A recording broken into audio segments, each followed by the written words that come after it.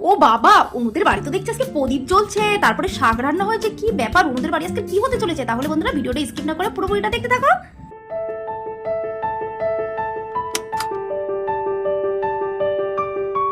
তো বন্ধুরা, এটা কিন্তু আমাদের মিষ্টি অনুরানীদের বাড়ি, আর এখানে বন্ধনা আন্টি বসে শাক বাচ্ছে তো মনে হচ্ছে। তাড়াতাড়ি কটা শাক বেছে নি। এই জিনা, এই 14 শাক খাবি তো? না খেলে কিন্তু আজকের ভূতে ধরবে। আর এই তুই যেই প্রদীপ করছিস না, দেখিস অনু এসে কিন্তু খুব ঝামেলা করবে। ও কিন্তু খুব বায়না করবে প্রদীপ করার জন্য। তুই বলবি তাই দিদি ভাই? সে তো আমি আগের থেকেই জেনে বসে আছি। মাম্মা, ও মাম্মা, মাম্মা, তুমি এখানে বসে বসে কি করছো মাম্মা? আর তোমার কোলের মধ্যে এগুলো কি? এগুলো শাক বাচ্ছি, বুঝলি তো অনু? আজকে 14 শাক, তাই আজকে তো এই 14 শাক রান্না করবো বলেই বাচ্ছি। কিন্তু ভূত চতুর্দশী, আজকে কিন্তু 14 শাক খেতে হয়। তোমাকেও কিন্তু 14 শাক খেতে হবে, বুঝেছো? আর তুমি যদি এই 14 শাক না খাও তাহলে কিন্তু ভূতে ধরবে। কি বলছো কি মাম্মা তুমি? মাসিমণি, মাম্মাম ঠিক কথা বলছে? হ্যাঁ রে অনু, একদম ঠিক কথা বলছি। ও মাসিমণি, তুমি আবার মাটি দিয়ে প্রদীপ করাচ্ছ কেন গো? আজকে আবার 14 প্রদীপ দিতে হবে। 14 শাক খেয়ে 14 প্রদীপ দিতে হবে, তাই তো আমি এই প্রদীপ বানাচ্ছি, বুঝলি? ও তাই বুঝি?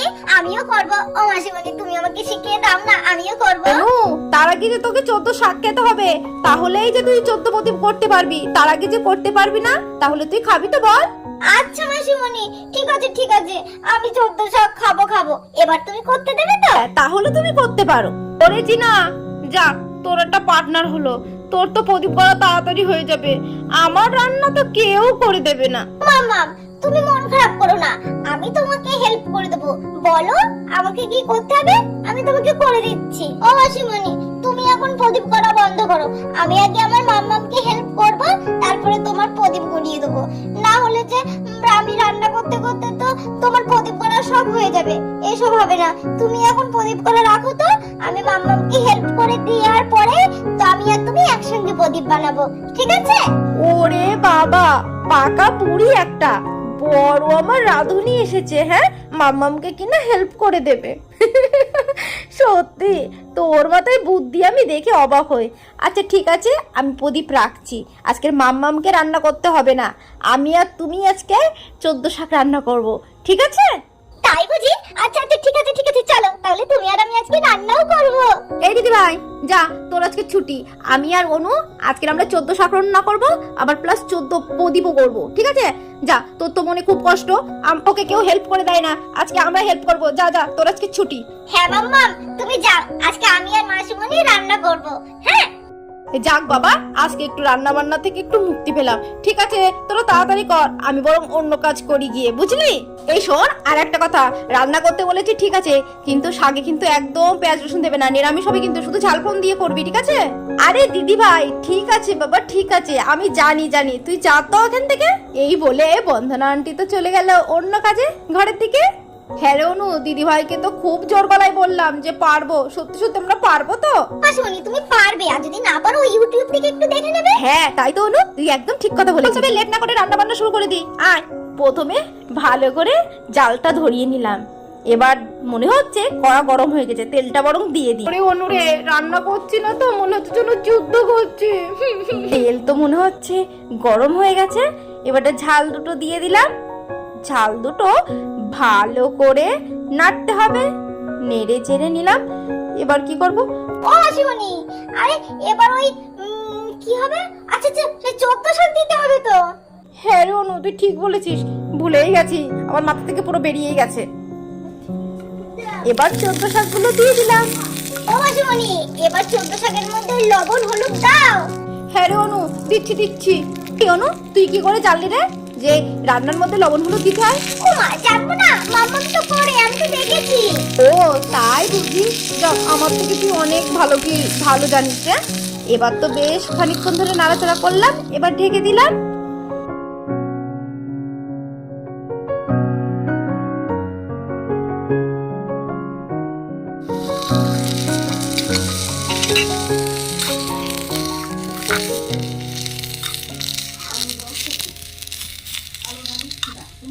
আমি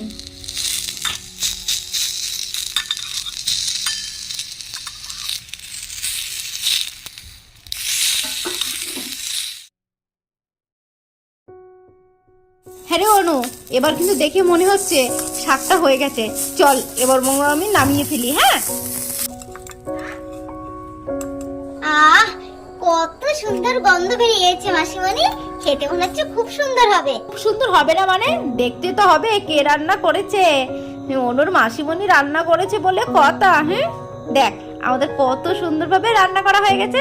এবার ঢেকে থুই, বুঝলি? দিদিভাই দেখলে না খুব খুশি হবে, বুঝলি? ও মাসিমণি, রান্না তো হয়ে গেছে, চলো। বসে থেকে লাভ নেই, এখনো তো প্রদীপ করতে হবে। ওমা, তাই তো অনু, তুই তো ঠিক কথা বলেছিস। আমার তো মাথা থেকেই বেরিয়ে গেছে। প্রদীপ করতে হবে তো, শিগগিরই চল চল। আমার এই ছন্দা মাথার দেখছি সবকিছুই মনে থাকে। শিগগিরই এসে চলো, তুমি আর আমি প্রদীপ করাই। আচ্ছা মাসিমণি, তুমি একটা কথা বলো তো, আজকের দিনে কেন 14 শাক খেতে হয়, কেন 14 প্রদীপ জ্বালাতে হয় গো?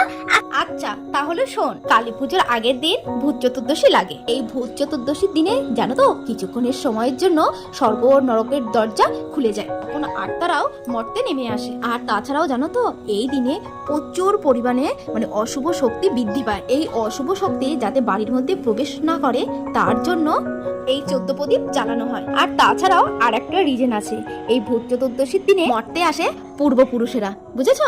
আবার ফিরেও যায় কিন্তু অমাবস্যার আগের দিন রাতে অন্ধকারে তাদের পথ দেখাতে 14 প্রদীপ জ্বালানো হয়। যে বাড়িতে 14টি প্রদীপ জ্বালানো হয়, মনে করা হয় সেই বাড়ির লোকেরা তাদের পূর্বপুরুষদেরকে ভুলে যায়নি। এইভাবে তারা প্রমাণ দিয়ে থাকে। আবার অনেক জায়গায় জানো তো, এই ভূত চতুর্দশী তিথিটাকে অনেকে আবার যম চতুর্দশীও বলে। এই দিনে যমরাজের নামে যদি একখানা প্রদীপ জ্বালানো হয়, তাহলে সেই বাড়িতে অকাল মৃত্যু হয় না। তাহলে অনু, বুঝতে পেরেছো তো কেন ভূত চতুর্দশী বলে? ও, এবার বুঝলাম। বাবা, গল্প করতে করতে তো অনেকগুলো প্রদীপ করে ফেলেছি। অনু দেখ তো গুনে কখনো প্রদীপ বললাম। একটা, দুটো, তিনটে, চারটে, পাঁচটা, ছটা, সাতটা, আটটা, নটা, 10টা, 11টা, 12টা, 13। ও মাসিমণি, 13খানা, 13টা প্রদীপ হয়েছে। ও যাক, বাঁচা গিয়েছে। আর একখানা প্রদীপ হয়ে গেল। এই হাতেরটা ধরেই 14টা হয়ে যাবে। আর গড়তে হবে না রে, এটা বরং রেখে দি। এবার একটা বাটিতে তেল নিয়ে সলতেগুলো করে ফেলি। সলতে করে তারপরে একে একে প্রদীপের মধ্যে সব সলতেগুলো দিয়ে দেবো। সন্ধে হয়ে গেলেই জ্বালিয়ে দেবো, ব্যাস, তাহলেই হবে। ও মাসিমণি, আমিও করব। হ্যাঁ হ্যাঁ বাবা, তুই আর আমি একসাথে মিলেই করব।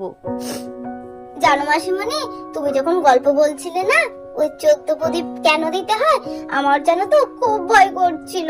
আচ্ছা মাসিমণি, তুমি একটা কথা বলো তো, সত্যি সত্যি কি ওইসব ভূত প্রেত আসে? আসে কিনা বলতে পারবো না, তবে সবাই দেয় এটাই জানি। আসে আসুক, না আসে না আসুক, আমাদের দেওয়ার নিয়ম আমরা দিয়ে দিই, ঠিক আছে? জানিস তো অনু, ছোটবেলায় আমরা কিন্তু আমি আর দিদি ভাই জানিস তো সব প্রদীপ করতাম। এইরকম ভাবে সলতে পাকিয়ে ডুবিয়ে মানে সলতে সব প্রদীপের মধ্যে দিয়ে দিতাম, জানিস? ছোটবেলা তো কত মজা হতো। যাক, সবকিছু করা হয়ে গেছে, এবার শুধু ধরালেই হয়। দাঁড়া, তার আগে বরং একটু দিদি ভাইকে ডাকি। দিদি ভাই, এই দিদি ভাই, এদিকে আয়, দেখ আমাদের সবকিছু হয়ে গেছে। ওই দেখি দেখি, ও বাবা, তাই তো তো দেখছি সবকিছু কমপ্লিট। হ্যাঁ, শুধু তো ধরালেই হয়। এই জিনা, প্রদীপ তো দেখলাম, এবার আমার শাক কই? শাকটা রান্না আগে দেখা। আরে যা তো, রান্নাঘরে গিয়ে দেখ সবকিছু করেছি। ওই আগে আমি দেখি, আমার তো বিশ্বাসই হচ্ছে না তোরা 14 শাক রান্না করেছিস। ও বাবা, তাই তো। কত সুন্দর গন্ধ বেরিয়েছে, মনে হচ্ছে শাকটা খুব সুন্দর হয়েছে। যাক, তোরা অনেক বড় হয়ে গেছি, এবার মাঝে মধ্যে তোদের দিয়েই রান্না করাবো, বুঝলি? হ্যাঁ হ্যাঁ, সেগুড়ে বালি, বুঝলি তো? আমি আর পারবো না, আজকেই শুধু করলাম, আর কোনোদিন করতে হতে পারবো না। ঠিক আছে বাবা, করতে হবে না। এখন করছো না, ঠিক আছে, পরের বাড়িতে যাও, তখন দেখো খানি সবকিছু করতে হবে, বুঝলে তো? দেখ, সন্ধি হয়ে এসেছে, এবার বরং তোরা প্রদীপ কটা ধরিয়ে ফেল। দাঁড়া, তোদের জন্য আমি একটা মোমবাতি ধরিয়ে আনি, সেটা দিয়েই তোরা বরং জ্বালাস। এই বলে বন্ধনা আন্টি তো ঘরের দিকে গেল মোমবাতি আনতে। আর কিছুক্ষণ পরে বন্ধনা আন্টি তো মোমবাতি নিয়ে চলে এসেছে। এই নে অনু, এই নে, এই মোমবাতিটা ধরে এক এক করে প্রদীপগুলো জ্বালিয়ে ফেল। আর এদিকে আমাদের মিষ্টি অনুরানী তো এক এক করে প্রদীপগুলো জ্বালাতে লাগলো।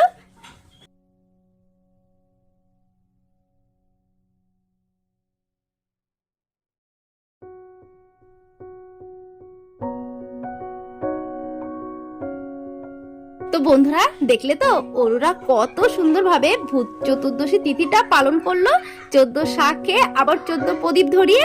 তাহলে বন্ধুরা ভিডিওটা কেমন লাগলো অবশ্যই কমেন্ট করে জানিও, আর ভিডিওটি যদি ভালো লেগে থাকে তাহলে একটা লাইক করে দিও। তাহলে দেখা হচ্ছে নেক্সট ভিডিওটাতে, আর হ্যাঁ অবশ্যই করে চ্যানেলটা কিন্তু সাবস্ক্রাইব করে দিও। তাহলে ভালো থেকো, সুস্থ থেকো, টাটা।